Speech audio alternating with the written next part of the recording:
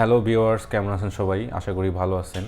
কাজকামের ব্যস্ত থাকার কারণে হচ্ছে আপনাদেরকে রেগুলার ভিডিও দিতে পারতেছি না। আবার অনেকে কমেন্ট করছেন, কমেন্টে রিপ্লাই দিতে পারতেছি না। আবার হচ্ছে হোয়াটসঅ্যাপে আমাকে অনেকে নক করতেছেন, জিজ্ঞাসা করতেছেন যে হচ্ছে দুবাই থেকে কীভাবে ইউরোপে যাওয়া যায়, সেটা হচ্ছে ট্যুরিস্ট ভিসা নিয়ে।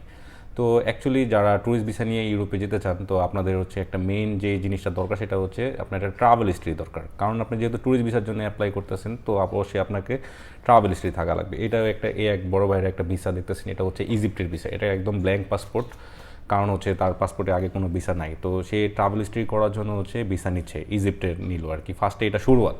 তো আপনাকে হচ্ছে ট্যুরিস্ট ভিসা নেওয়ার জন্য হচ্ছে ফার্স্টে হচ্ছে কিছু ভালো ভালো ট্রাভেল স্পটের হচ্ছে ভিসা করতে হবে। সেটা অবশ্যই যেরকম ইন্ডিয়া বাংলাদেশিদের জন্য ভালো একটা ট্রাভেল স্পট না। আপনারা অনেকেই বলেন যে ভাই আমার ইন্ডিয়া ট্রাভেল করা আছে, আসলে ইন্ডিয়া ওরকম আপনাকে ফিডব্যাক দিবে না। বাট হ্যাঁ, আপনার যদি দুবাই থেকে যদি কয়েকটা কান্ট্রি ট্রাভেল করা থাকে, তাহলে হচ্ছে আপনি ইন্ডিয়া ট্রাভেল হিস্ট্রিটা তখন কাজে লাগবে, যে না আপনি ইন্ডিয়াও ট্রাভেল করছেন। বাট একেবারে একটা সিঙ্গেল ট্রাভেল হিস্ট্রি ইন্ডিয়ার যে স্টিকার ভিসা, ওটা আপনার কাজে লাগবে না। আবার অনেকে বলতেছেন ভাই আমি ওমান, কুয়েত, কাতার, বাহারাইন, এগুলো হচ্ছে দুবাই থেকে হচ্ছে কেউ যায় হচ্ছে ই ভিসা নিয়ে, কেউ যায় হচ্ছে ভিসা অনারেবল। তো ভিসা অনারেবল যেগুলো হয় ওগুলোতে আপনার স্টিকার আসে না। তো একটা ব্ল্যাঙ্ক পাসপোর্ট যদি স্ট্রং করতে হয়, তাহলে অবশ্যই স্টিকার ভিসা দরকার আছে। তো এই ভাই হচ্ছে ইজিপ্টের ভিসা করছে, এখন এই ভাইয়ের পরবর্তীতে স্টেপটা হচ্ছে সে তার্কির জন্য অ্যাপ্লাই করবে। তো অবশ্যই তার ভিসা 100% হয়ে যাবে গা।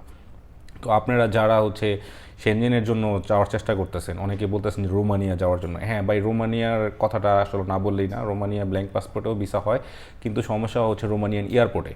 কারণ আপনি রোমানিয়ান যেই অ্যাম্বাসি আছে, ওরা আপনাকে একটা ব্ল্যাঙ্ক পাসপোর্টে ভিসা দিয়ে দিছে। এখন আপনি রোমানিয়া যখন ইমিগ্রেশন পার করবেন, তখন তারা আপনার পাসপোর্টটা দেখবে যে আপনার পাসপোর্টে কোনো ট্রাভেল হিস্ট্রি নাই, তখন তারা আপনাকে ডিপোর্ট করে দেওয়ার একটা সম্ভাবনা থাকে। বাট আমি 100% বলতেছি না, এই জন্য হচ্ছে যে আমাদের কিছু ক্লায়েন্টের ডিপোর্ট হয়েছে, বাট সবাই হয় নাই।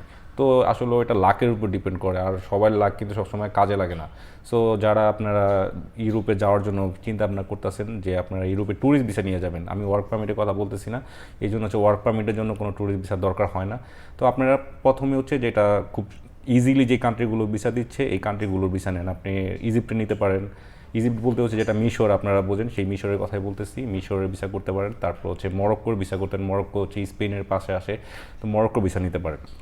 আর এইসব যে অ্যাম্বাসির যে খরচ, এটা খুবই সামান্য একটা খরচ, যেটা আপনি অ্যাফোর্ড করতে পারবেন। মানে খুব কম টাকার ভিতরে হচ্ছে আপনি ট্রাভেল করতে পারবেন। তো ভিউয়ার্স, ভালো থাকবেন, দেখা হবে নতুন আরেকটা ভিডিওতে।